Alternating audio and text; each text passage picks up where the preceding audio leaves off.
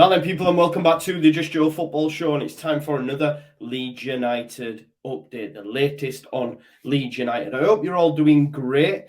I will be live tomorrow night as well, just a heads up for the midweek fix. Myself, Max, JT and Lewis will be back together Wednesday, 8:30. I know a few of you have been asking in the comments, so let me just get that out there as well. And before we get into the meat and bones of today's video, there has been a few requests for this on previous videos, so I thought I would address it. It just coincides with a nice article by Graham Smith as well, giving us some tidbits on the current state of play with some of the squad. So jumping straight into it. Before we do, let's give you an update on some of the transfer news. Okay, smash a like on the video, get your comments in, hit the notification bell, and of course, subscribe to the channel. So it's been confirmed, as I told you just the other day, that the deal was done for Marc Roca. Apparently, Leeds United will play 12 million fee plus 2 million with add-ons for Marc Roca. There's an agreement on personal terms for a 4-year deal. He is coming to Leeds United, and I think it's a great acquisition. I still see some negativity in the comments, but there's been some glowing recommendations of the individual over the last coming days. And look, he's a composed holding midfielder, controls the flow of play, mobs up attacks with smart positioning and launches counter-attacks. And he would be, I've seen said, the perfect replacement for Calvin Phillips. I think Calvin Phillips is staying put though. So them two together would complement each other perfectly, and it's a fantastic double pivot as long as they both, stay fit. I know a lot of people say he hasn't played a lot of football, he has injury concerns, but remember, even players of the ilk of Renato Sanchez and Marcel Sabitzer have had similar struggles at clubs like Bayern Munich, and they are top operators. So it's not a slant on this guy that he struggled to get into that side. Let's not forget as well, he has turned offers down from Villarreal, Seville and Real Betis in order to come to Leeds United. So it's clear he wants to make this move and resurrect his career. And I believe he will do that, and it will be a great acquisition for the amount we will pay for him. I've also seen over the last coming days, Leeds United apparently are interested in PSG right back Colin Dagba.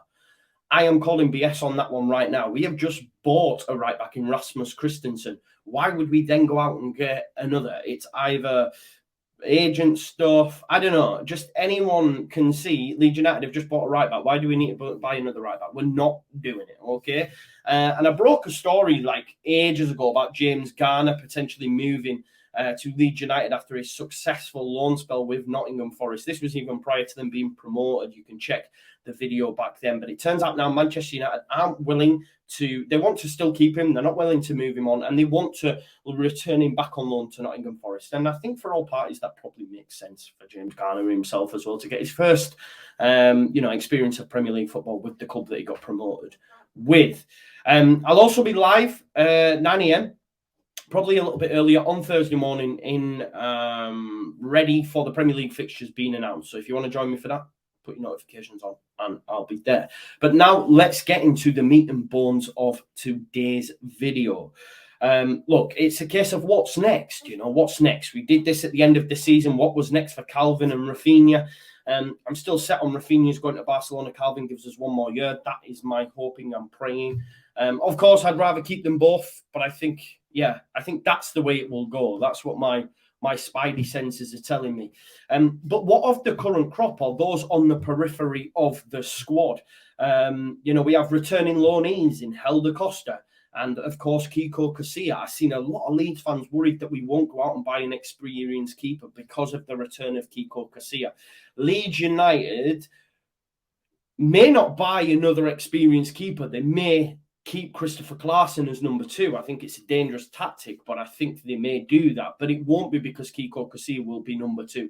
We're hearing from Graham Smith that regardless of what happens, Kiko Casilla will end his term with Leeds United with the mutual termination of a salary settlement. Leeds will give him some cash and send him on his way and, leave him free to find another club. As for Helder Costa, they'll welcome him back with opening arms. They will let him train at Thorpe Arch, of course, but he doesn't have a future at Leeds United. And let's not forget, this guy has the super agent Jorge Mendes. Let's not forget he actually got a loan at Valencia after the season he's had with Leeds and the period of time he'd had with Leeds. So the fact that he even got him a loan to Valencia in the first place tells you this guy works wonders. So be under no illusions. I don't think either of them players will be at our football club come the end of the transfer window.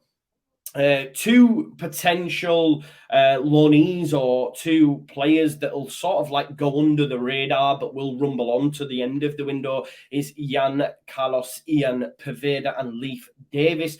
Apparently Jesse Marsch is happy to see them in training. Let's see what they can do. I think it'd be wise to maybe look at Leif, although I believe his game time at Bournemouth did become very limited towards the end, which isn't a good sign. And I know maybe they thought sending Poveda to Blackburn, you were going to get a sort of Harvey Elliott kind of experience, and that hasn't proved to be the case.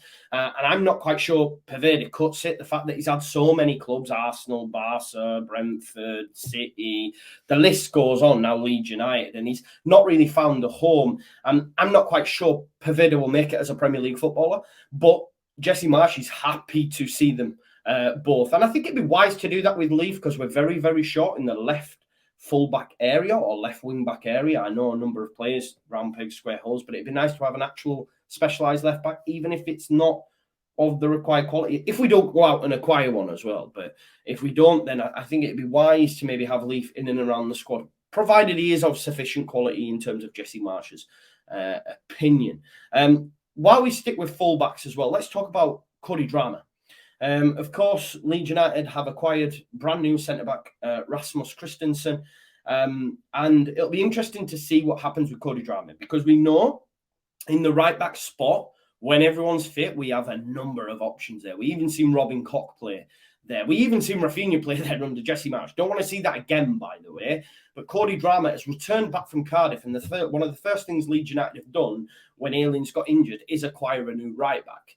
Cody must be thinking, right, okay, well, where does that leave me? I've had a taste of championship football, I've had a taste of men's football. I want more of that. I was the player a year at Cardiff after just arriving in January. I know what I'm doing. Now you're going to sit me back on the bench. Look, I don't think he should be starting for Leeds because I remember his first performance against Arsenal, under Bielsa, against Martinelli, and he got tore a new one. Now, let me just caveat that. So did Aylin and got himself sent off because he was frustrated with the way Martinelli was torturing him that game. So Martinelli is a top operator, but my point is I don't think he should be our starting right back, but it'll be a decision on Cody's part whether or not he's willing to sit on the bench because Christensen's your starting right back. Aylin's not going to be fit. Dallas is not going to be fit. So in terms of second choice, he is it, right? We're going to talk about Jamie Shackleton in a little bit, but he's clearly not seen as a right back by Marsch. So Cody Drama's number 2 there. And although I don't agree with it, we now have 5 subs, okay? So Cody could be used a lot more in the Premier League towards the back end of games if we need to, bring Rasmus off, for example. So I think it'd be wise for Cody to stay put at Leeds United, but the decision ultimately will lay with him. And let's not forget, this kid has cojones. Like, he was someone that stood out and said, I want to leave, much like Somerville, who we'll touch on in a second. These players were not afraid to say, I want to go play football, even when working under such a world-renowned coach as Bielsa. So fair play to them lads, because they took their ball in their court. So I think Drama should stay put. I would like him to stay put. There's clearly a player in there, but again, it'll come and depend on him whether or not he wants to do that. And hopefully Jesse can convince him to, because I think the difference between Jesse and Bielsa is Bielsa was very standoffish, right? Us and them kind of vibe. Marsch is one of the lads. I think he may have them conversations and manage to convince Drama to stay on the bench and certainly get some game time, even if it is sparingly. And then the phasing out of Aylin happens and then his game time increases. But the decision will lay with him. Let me know your thoughts on Cody. I just mentioned Somerville. Let's mention him again. Creswell Somerville, I have always said, and I may be wrong because I don't watch enough of the under-23s and haven't done, and seen enough of him in the Premier League too, but we have to remember the step up from Premier League 2 to Premier League is worlds apart, right? It is worlds apart. But I'm not quite sure he makes the grade in the Premier League. I think he will play well across Europe. Maybe back in Holland or somewhere like that. I'm just not quite sure he has the physical attributes to be a Premier League footballer. That's just my opinion. Again, I'm only doing it on little bits that I've seen in him and looking at his stature, etc. It's clear the lad has potential. He's got tricks. He's got, willing running, great dribbling skills, can score. But I'm not quite sure it'll translate to Premier League. And look, he wanted a loan under Marcelo Bielsa. There is no way for me, Somerville sees himself now, and it was echoed by Graham Smith in the article, as a Premier League 2 player. He has an opinion of himself, and rightly so, because he's done it at Premier League 2 where he believes he should be playing first-team football.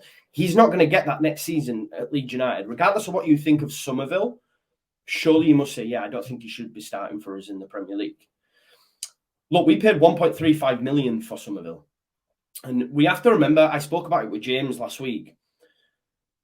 Leeds United, and although people might not like the comparison, are doing a sort of Chelsea kind of vibe in terms of hoovering up a lot of high potential players at cut down prices. And if it doesn't work out, that's fine. If they don't make it the grade at Leeds, that's fine. But you can still make money on them. And I believe even at this point, the fact that Somerville had suitors back in January to loan him, you would be able to make an upgrade on that 1.35 million you paid for him when you did already. So I think Somerville potentially may move on. He may get a loan with a view to a permanent deal, but I'd be okay with that. I want to know your thoughts in the comments. Somerville, keep, or let go, loan, or permanent. Let's talk about 3 players now that 2 of them are Leeds lads, you know what I mean? 2 of them are Leeds lads. It's really difficult to speak about one of them because I have a very big affinity for Leeds United players that have come through the setup, that love the club, that bleed Leeds just like us, yeah, that are fans, that are in the crowd at games and have been and followed this club through everything and been there since they were young'uns, you know. And first of all, that man is Jamie Shackleton. Okay, he's a centre midfielder by trade. He was adopted to right back by Bielsa and played really well there for periods of time, especially in the Championship season. Jesse doesn't see him as a right back. I don't know if he is a right back. I'd probably say more so than a centre midfielder. He probably wants to be a centre midfielder. Whether or not he has the stature and the skill set to be a Premier League centre midfielder, that's where I call into question. And it's really hard for me to do that, but I have to take sentiment out of it. And do I think Shackleton will make the grade at Leeds United now we are an established Premier League club? The answer is no, and that really pains me. And I think Leeds United will look to move him on. Now, if a permanent move doesn't come, then of course they can loan him out, and I think he would do well at a Championship club. But there's a lot of players in this squad that, you know, you've only to look at players like Robbie Gotts, Alfie McCalmont, Jordan Stevens that came, had time under Bielsa. I mean, Robbie was here for a young time. He's now playing League 2, Alfie League 1, Jordan Stevens League 2. You know, I'm not saying Jamie, I don't know. I guess my point is I'm not even sure if he would get, 46 games at a team fighting for the top 6 in the Championship. I think he would struggle with that. And it pains me to say it. And then I have to think, right, well, okay, well, if you think that, then he's not going to make the grade at Leeds United, and you have to remove sentiment for it, as much as it pains me, Now, Graham's reporting that if Leeds United get an offer that compensates them financially, then, they'd be happy to move him on. But a Championship loan would look good as well if that opportunity presents itself. Because ultimately, as I know happened with Robbie, he just wanted to play football. That's all he wanted to do. It didn't matter where it was, and he went and did that. I think Jamie will want to do the same. They will want, as much as it pains them to leave their hometown club, their boyhood club, they've been there, and their families that have been there since they were young, ultimately they'll want to play football. And I think Jamie will probably look at it and say, as much as I love this club, I need to go play football. And, if and when that time comes, I hope he has a great career. I really do. And I hope he proves me wrong in my, opinion of him not quite making it the grade as a Premier League footballer. We'll have to wait and see. But fingers crossed he can prove me wrong. But I don't see in the immediate future a place for Jamie Shackleton in our squad. I don't know if you agree or disagree. Let me know your thoughts in the comments. Another Leeds United lad bleeds Leeds is, of course, Charlie Creswell. For me, Charlie needs to stay at the football club.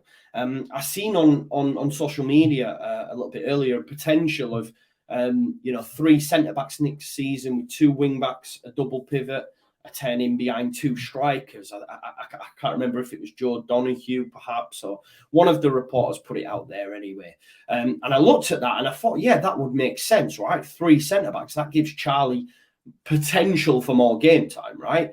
Of course, your starting centre-backs in that 3 probably will be, whether or not you agree with me, it's just mine. This is what I think it will be, and I agree with it because I like Coops. Some of you want Straug. That is fine. His time will come. But I think on the right side, you're looking at Koch or Llorente, in the centre, Koch or Llorente, Liam Cooper at the left centre back. But with the 5 changes, with the 38 game season, we will see changes. There will be injuries, there'll be breakdowns from Llorente for sure, breakdowns from Cooper for sure, which means Charlie Creswell will get game time. So I'd like to see him stay. But of course, he does need more in-game, high-level man's football experience. The guy's built like a brick house. You know what I mean? He's been smashing it at England under 21s. Lee Carsley, the coach, even said that Gareth Southgate had been watching him, But he did go on and give a little bit of a warning in saying that it's difficult to continue to select these players who are not playing week in, week out for their club, And he said some of the under 21s have ability to do that, but the ball's in their court. So it's whether or not Charlie believes he will get enough game time during the season. It's clear Leeds United ain't moving Charlie on. It's not similar to the Shackleton situation. If an opportunity presents itself, they're not going to move Charlie on. This guy, for me, will be a starting centre-back at Leeds United for years to come. I hope and pray, because he's been wanted by a host of clubs since he was a young lad, the likes of City, etc. But he bleeds Leeds. He gets Leeds. He will be a future captain of Leeds United. He has the mentality for it, for sure. And I hope one day that does happen. Look, he could go to a championship club and smash it, lower end championship. I don't know if he'd be fighting for top 6, but definitely could do a job. But I'd like him to stay in and around the football club because he gets it, and you need that. And I'm not saying others don't, but what I mean by that is, because Jamie Shackleton gets it and you need that. But Jamie Shackleton, I don't know if, in a couple of seasons' time, he'll be starting at Leeds United. I've made my thoughts on that. Whereas Creswell will. You know what I mean? Creswell's going to be here for a long time unless a big money move comes after he smashed it at centre-back for Leeds United. He has that potential, does Charlie Creswell. So I'd like to see him stay, but I understand him getting a loan moved as well because he wants to feature for England regularly, and Lee Carsley's made that point. So let me know your thoughts in the comments. Charlie Creswell, loan, keep, sell? Definitely not sell. I don't want anyone to be saying that. And then lastly, we're going to speak about Tyro, Mr. Tyler Roberts. Some people will not like this, but for me, I'd like to see Tyler stay. I'd like to see Tyler stay just because I believe in this system under Jesse Marsh. If we go with the 4-2-2 and it is a little bit more compact and it is narrower, or even if we switch it up, we're still a lot narrower than we ever used to be. And I think Tyler Roberts could flourish in this system. Graham Smith made the great point in the article about Sam Greenwood, making a leap, since Jesse Marsh came in. You could argue he even leaped over Joe Gelhardt in Jesse Marsh's opinion and thoughts of where he was in the squad standing, because there was talk of him going out on loan, if you remember. That doesn't look like it's happening. Greenwood's gone full Jack Harrison in the summer as well, showing us that he's putting in work. He's had no time off. He's just doing it, smashing it like Jack Harrison did. And look how Jack's gone. Just continue to get better and is now wanted by the likes of Newcastle, you know what I mean, for a hefty fee. So Greenwood knows that hard work pays off, you know what I mean? But Graham Smith argues that that's actually dropped Tyler Roberts further down the pecking order. And maybe more regular football is required of Tyler Roberts at this time. I still think he might have a job to do. And I know people will disagree with me, but I'd like to see him under Jesse Marsh in this system. Even if it's just at pre-season and then we can have a look at it. And if it's still the same, then okay, you make that decision then. But I don't think Tyler Roberts will be short suitors in the Championship. He can do a job there. I think he will do a job there, but I think he deserves a little bit more time yet under the new manager. Let's see. But I know people will not agree with me. A lot of people will want to see this guy and will probably rejoice when he leaves, which I think is unfair. I do think it's unfair because there is something there. There is something there, but we'll wait and see. I know you'll all disagree with me on that and probably say get rid of Roberts now, sell him, lose money on him. That's how high opinion of people have of Tyler. They'd be willing to lose money on the guy, but I think he could work under Jesse. Let's wait and see. But what's clear is Leeds United will be happy to use the loan market a lot more frequently than when they did under Marcelo Bielsa. And that could mean outgoings. Maybe it could mean incomings from Premier League clubs, top 6 sides, for example.